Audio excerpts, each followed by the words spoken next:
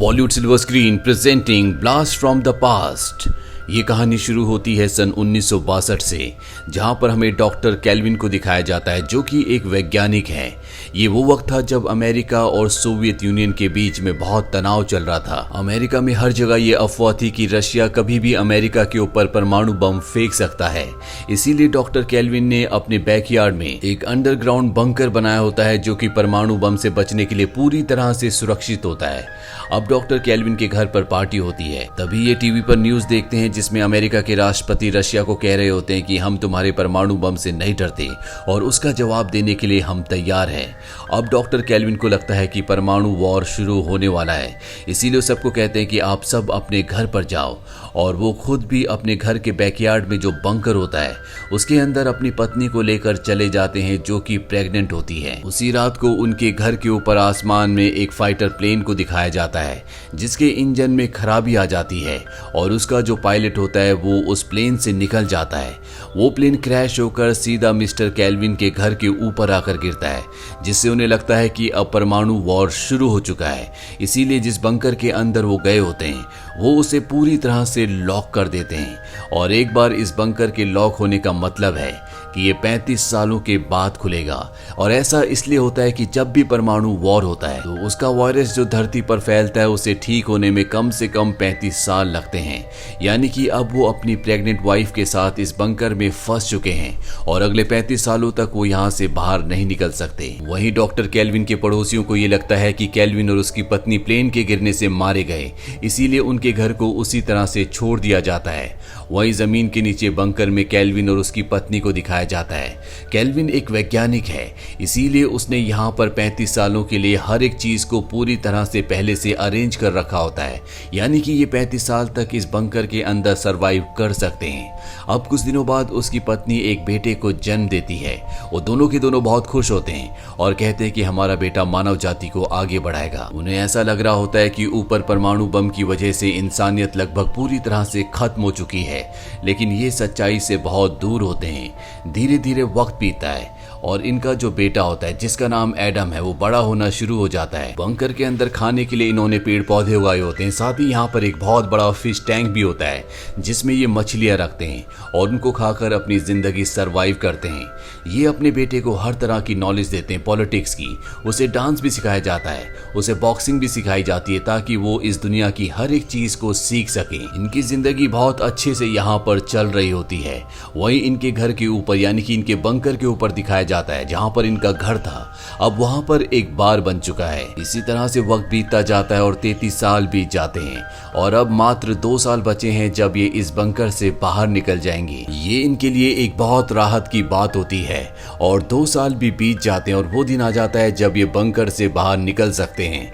Bunker के दरवाजे अपने आप ही खुल जाते हैं क्योंकि ये 35 सालों के लिए ऑटो लॉक हो गए थे। कैल्विन कहता है कि मैं रात को बाहर जाकर देखूंगा कि बाहर का वातावरण कैसा है। रात को वो अपना येलो कलर का सूट पहन लेता है जो रेडिएशन से बचने के लिए बनाया गया होता है और लिफ्ट से ऊपर जाना शुरू करता है। जब लिफ्ट चलती है तो वहां की जमीन थर्रा उठती है। वहां पर ऊपर एक होमलेस इंसान होता है जिसे लगता है कि भूकंप आ रहा है और अगले पल उसके सामने कैल्विन येलो कलर का सूट पहनकर खड़ा होता है। उसे देखकर वो इतना डर जाता है कि बेहोश हो जाता है। कैल्विन अब देखता है कि उसका घर एक बार में बदल चुका है। वो बाहर जाता है जहां पर चारों तरफ क्राइम होता है। ये दुनिया पहले की दुनिया से पूरी तरह से अलग होती है।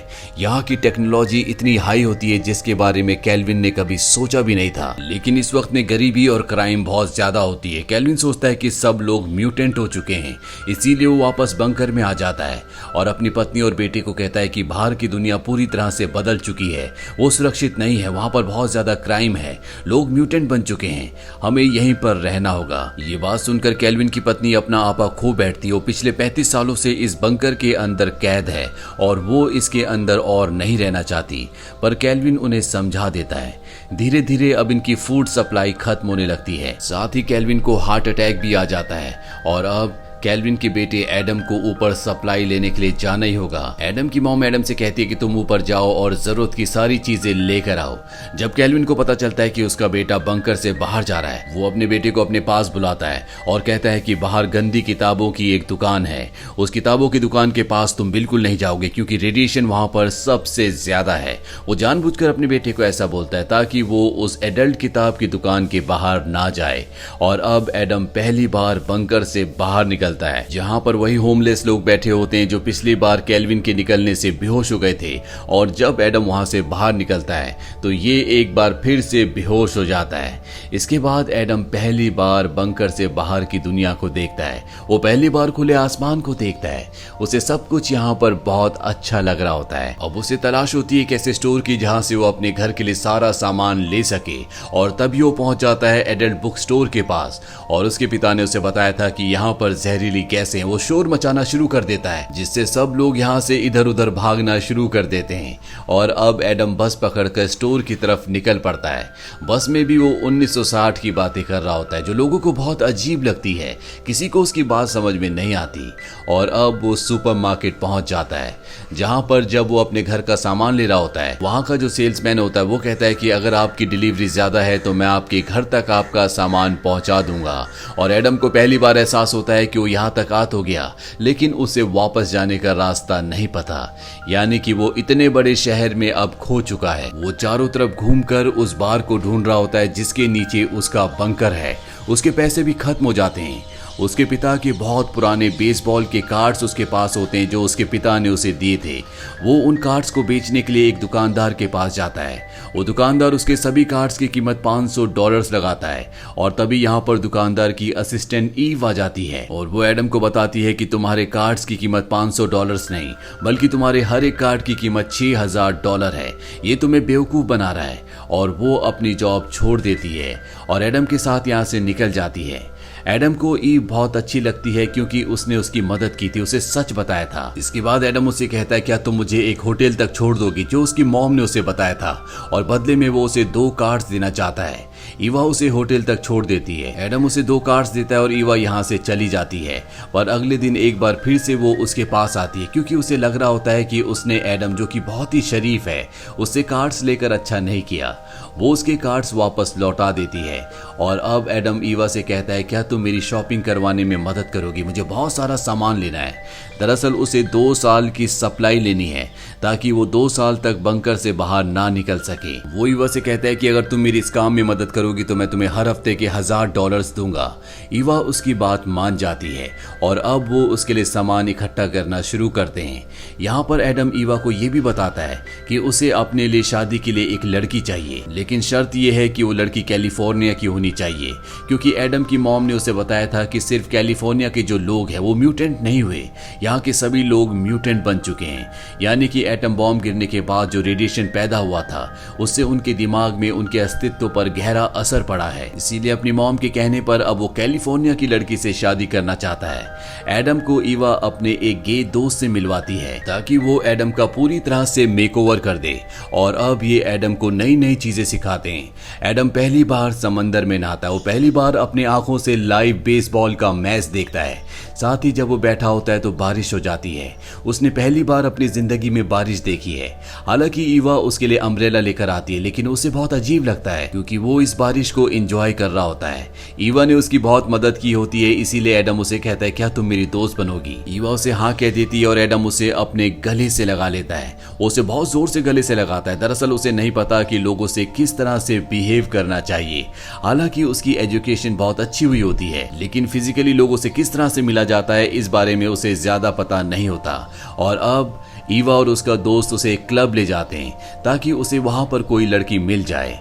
एडम की पर्सनैलिटी बहुत अच्छी होती है। उसे यहाँ पर एक फ्रेंच लड़की मिलती है और एडम उससे फ्रेंच में बात करता है। पर पता नहीं क्यों ये देखकर ईवा को बिल्कुल भी अच्छा नहीं लग रहा होता और वो एडम को उस जगह से दूसरी जगह ले जाती है। यहाँ पर म्यूजिक प्ले होता है और एडम अब डांस करना शुरू करता है क्योंकि उसने बंकर में कई सालों तक डांस किया है जो उसकी मॉम ने उसे सिखाया था। उसके डांसिंग स्किल्स देखकर सब इम्प्रेस हो जाते हैं। यहाँ पर कई लड़कियां हैं जो उससे बात करना चाहती है। ईवा को बिल्कुल भी अच्छा नहीं लगता।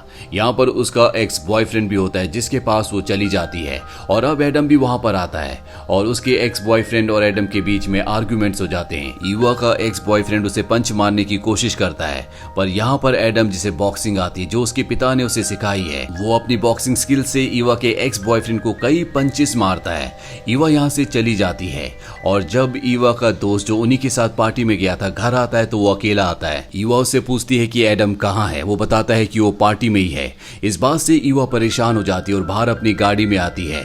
तभी वहां पर एडम आ जाता है। एडम को देखकर वो गिर जाती है और उसके पैर पर चोट आ जाती है। एडम उसे अंदर लाता है और बताता है कि पार्टी में जितनी भी लड़कियां थी उन सबको उसने मना कर दिया क्योंकि वो उसी के बारे में सोच रहा था। और इसके बाद ये दोनों एक दूसरे से अपने प्यार का इजहार करते हैं और एडम उसे अपनी जिंदगी का सारा सच बता देता है। वो कहता है कि पिछले 35 सालों से वो बंकर में था, वो उससे शादी करना चाहता है और वो चाहता है कि शादी के बाद ईवा उसी के साथ बंकर में रहे। ईवा को लगता है कि इसकी दिमागी हालत खराब है और वो उसे जाने के लिए कहती है। यहाँ से वो चला जाता है और इसके बाद एडम को बार मिल जाता है जिसके नीचे उसका बंकर है। वो ईवा के पास आता है लेकिन ईवा ने यहाँ पर एक साइकियाट्रिस्ट और उसकी असिस्टेंट को बुलाया होता है ताकि वो एडम का ट्रीटमेंट कर सके। और जब वो एडम को लेकर घर से बाहर निकलते हैं तो एडम भागकर गाड़ी में बैठ जाता है। वो ईवा से कहता है होटल का बिल पे कर देना, साथ ही वहां पर मेरा सामान है, तुम उसे कलेक्ट कर लेना। अब ईवा और उसका जो गे दोस्त है जिसका नाम ट्रॉय है वो दोनों के दोनों होटल में उसके उस रूम में जाते हैं जहां पर उन्हें उसका बहुत सारा सामान मिलता है और ये सारा का सारा सामान 1960 का होता है, जिसे देखकर इन्हें समझ में आ जाता है कि एडम जो कुछ कह रहा था वो सच कह रहा था। यहाँ पर IBM कंपनी के शेयर्स भी होते हैं जो एडम के पिता ने सन 1960 में खरीदे थे और अब उन शेयर्स की कीमत करोड़ों में होती है। वहीं एडम बंकर में पहुंच जाता है जहां पर वो आज पूरे 14 दिनों के बाद आया है। उसके माँ बाप उसे देखकर बहुत खुश होते हैं। ऊपर जो होमलेस आदमी रहता था वो भी नीचे आ जाता है। अब एडम यहाँ पर खाने की कई साल की सप्लाई लाया होता है। यहाँ पर जो होमलेस आदमी और उसके साथी होते हैं वो सब के सब सामान को नीचे उतारने में इनकी मदद करते हैं। वहीं ईवा को दिखाया जाता है जो अपने दोस्त के साथ एडम को पूरे शहर में ढूंढ रही होती है और फाइनली उसे एडम दिख जाता है। वो एडम के गले लग जाती है जिसके बाद एडम ईवा को अपने माँ बाप से मिलवाने के लिए बंकर में लेकर आता है। ईवा जल्दी उसके माँ बाप से अच्छी तरह से फेमिलियर हो जाती है। एडम के पिता अब बंकर को 10 सालों के लिए बंद करना चाहते हैं पर एडम अपने पिता से कहता है कि मुझे 2 महीनों का वक्त चाहिए, मुझे कुछ चीजों को ठीक करना है। और वो ईवा के साथ 2 महीनों के लिए बंकर से निकल जाता है। उसके पिता 2 महीनों के लिए बंकर को बंद कर देते हैं। यहाँ पर उसके पिता के जो IBM के शेयर्स होते हैं एडम उन्हें बेचकर करोड़ों रुपए कमा लेता है और अपने माता पिता और अपने लिए शहर से दूर एक कंट्री साइड में बहुत प्यारा सा घर बनाता है। और ये घर ठीक उसी तरह से होता है जैसे 1960 में उनका घर हुआ करता था। इसके बाद वो अपने माता पिता को इस जगह ले आता है और अब वो अपने पिता को बताता है कि 1960 में कभी भी परमाणु वॉर नहीं हुआ था और उनके घर के ऊपर जो गिरा था वो एक फाइटर प्लेन था जो क्रैश हो गया था। सोवियत यूनियन भी अब पूरी तरह से खत्म हो चुका है पर उसके पिता उसकी बात से कन्विंस्ड नहीं होते। वही ईवा को दिखाया जाता है जो अपने एंगेजमेंट रिंग से खेल रही होती है और तभी वो एडम के पिता कैल्विन को देखती है जो घर के पीछे बंकर बनाने की तैयारी कर रहे होते हैं। और इसी के साथ ये कहानी यहीं पर खत्म हो जाती है। ये फिल्म ईयर 1999 में रिलीज हुई थी। IMDb पर इसकी रेटिंग है 6.7। उम्मीद करते हैं कि ये कहानी आपको पसंद आई होगी।